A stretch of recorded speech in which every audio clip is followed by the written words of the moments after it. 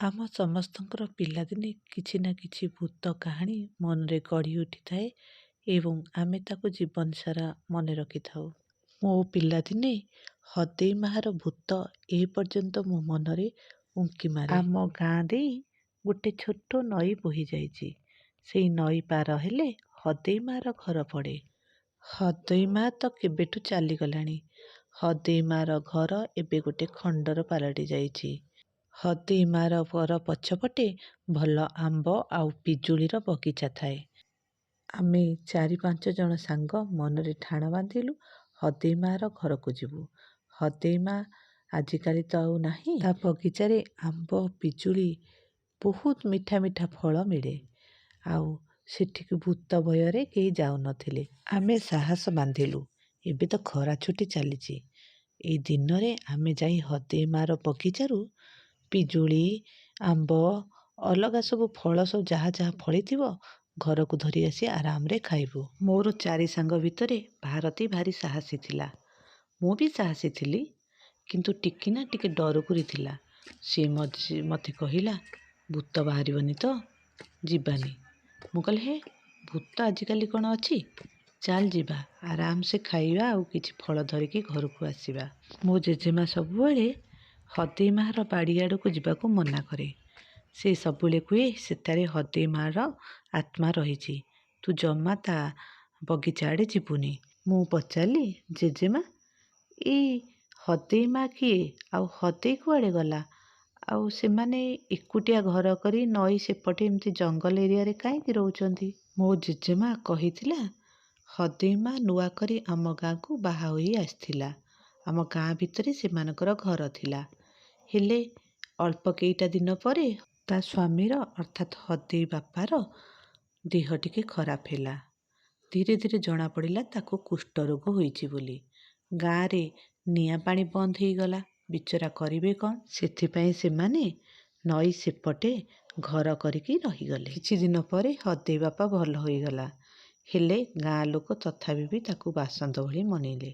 ତେଣୁକରି ସେମାନେ ଆଉ ଗାଁକୁ ନ ଆସି ସେଇଠି ରହିଗଲେ। ତାଙ୍କର ଗୋଟେ ଝିଅ ହୋଇଥିଲା, ତା ନାଁ ହଦେଇ। 2 ସ୍ୱାମୀ ସ୍ତ୍ରୀ ବହୁ ପରିଶ୍ରମୀ ଥିଲେ।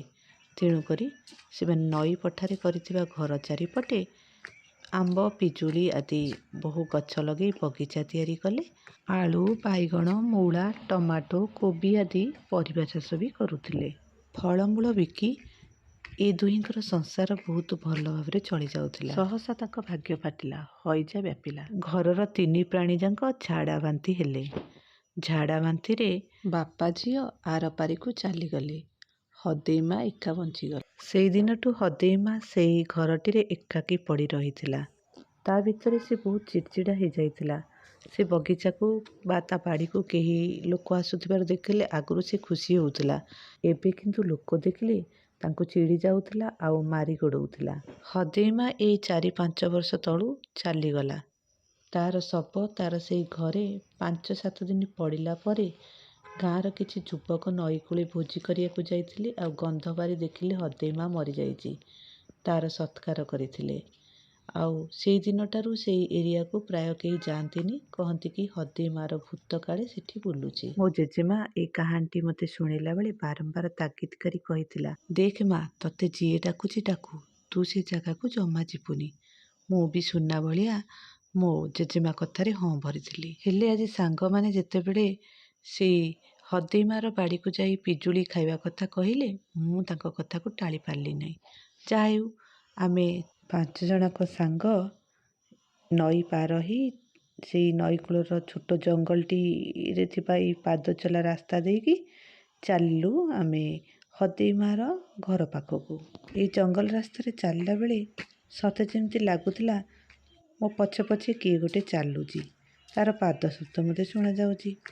ମୁଁ ଟିକେ ଡରି ପଡ଼ୁଥିଲି ଆଉ ଛାତିରେ ଟିକେ ଛାପ ପକାଇ ଦେଇ ଆଗକୁ ମୋ ସାଙ୍ଗମାନଙ୍କ ସାଙ୍ଗରେ ମିଶି ଯାଉଥିଲି। ଶେଷରେ ଆମେ ହଦେଇ ମାର ଘର ନିକଟରେ ପହଞ୍ଚି ଯାଇଥିଲୁ। ଘର ନୁହେଁ ତ, ସେଇଟା ଥିଲା ଗୋଟେ ବଡ଼ ଖଣ୍ଡର।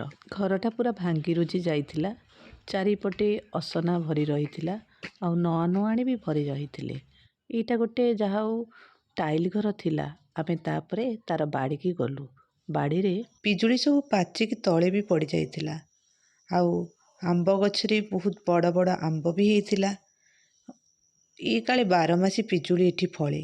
ମୁଁ ଗୋଟେ ପିଜୁଳି ଗଛରେ ଚଢ଼ିଥିଲି। ଅନ୍ୟମାନେ ବି ଅନ୍ୟ ପିଜୁଳି ଗଛ କି ଆମ୍ବ ତୋଳୁଥିଲା ଏଇଭଳି ଚାଲିଥିଲା।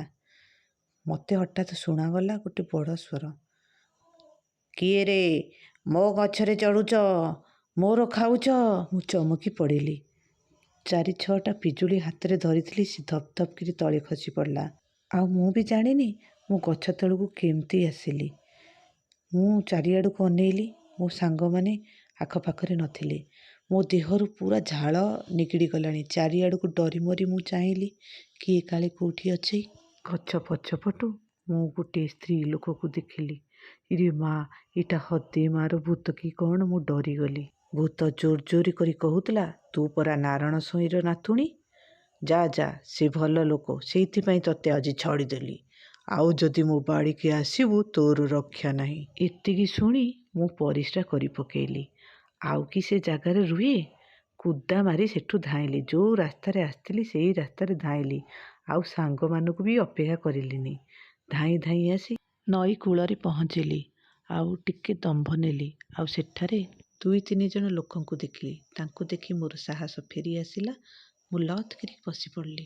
ସେମାନେ ମୋତେ କ'ଣ ହେଲା ବୋଲି ପଚାରିଲା ଭିତରେ ମୁଁ କାହାକୁ କିଛି ନ କହି କିଛି ସମୟ ବସି ରହିଲି। ତାପରେ ମୋ ସହିତ ଯାହା ଯାହା ଘଟିଥିଲା ସେମାନଙ୍କୁ କହିଲି। ଠିକ୍ ସେତିକିବେଳେ ମୋର 4 ସାଙ୍ଗ ଧାଁ ଧପଡ଼ ହେଇ ଆସି ସେଠି ପହଞ୍ଚିଲେ। ସେମାନେ କହିଲେ, ଆରେ ଆମକୁ ହଦେଇ ମା ମାରି ଗୋଡ଼େଇଲା, ଟେକା ପଥର ଫିଙ୍ଗି ଆମ ମୁଣ୍ଡ ଫଟେଇ ଦେଇଛି। ତୁ ଯାହା ହେଉ ଆଗ ପଳେଇ ଆସିଛୁ, ତୋର କିଛି ହୋଇନି। ମୁଁ ସେତେବେଳକୁ ପୁରା ଥରୁଥିଲି। ଆଉ ଭାବୁଥିଲି, ତମେ କ'ଣ ଟେକା ପଥର ମାଡ଼ ଖାଇଛ? ମୁଁ ତ ପୁରା ହଦେଇ ମାଆକୁ ହିଁ ଦେଖିଛି। ଏହା ପରଠୁ 3-4 ଦିନ ମୋତେ ଜ୍ୱର ହେଇଥିଲା। ମୋ ଜେଜେମା ବହୁତ ଝଡ଼ା ଫୁଙ୍କା ବି ମୋତେ କରିଥିଲା।